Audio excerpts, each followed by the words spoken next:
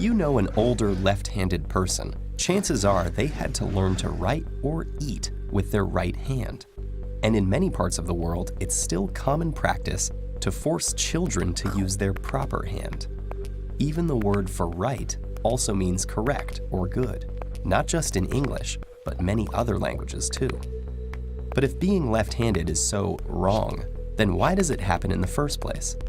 Today, about 1/10 of the world's population are left-handed. Archaeological evidence shows that it's been that way for as long as 500,000 years, with about 10% of human remains showing the associated differences in arm length and bone density, and some ancient tools and artifacts showing evidence of left-hand use. And despite what many may think, handedness is not a choice. It can be predicted even before birth, based on the fetus's position in the womb. So if handedness is inborn, does that mean it's genetic? Well, yes and no. Identical twins who have the same genes can have different dominant hands. In fact, this happens as often as it does with any other sibling pair. But the chances of being right or left-handed are determined by the handedness of your parents in surprisingly consistent ratios. If your father was left-handed but your mother was right-handed, you have a 17% chance of being born left-handed, while two righties will have a left-handed child only 10% of the time.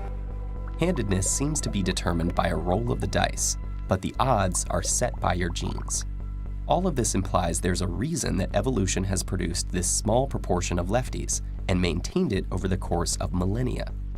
And while there have been several theories attempting to explain why handedness exists in the first place, or why most people are right-handed, a recent mathematical model suggests that the actual ratio reflects a balance between competitive and cooperative pressures on human evolution. The benefits of being left-handed are clearest in activities involving an opponent, like combat or competitive sports. For example, about 50% of top hitters in baseball have been left-handed. Why? Think of it as a surprise advantage. Because lefties are a minority to begin with, both right-handed and left-handed competitors will spend most of their time encountering and practicing against righties. So when the two face each other, the left-hander will be better prepared against this right-handed opponent, while the righty will be thrown off. This fighting hypothesis, where an imbalance in the population results in an advantage for left-handed fighters or athletes, is an example of negative frequency-dependent selection.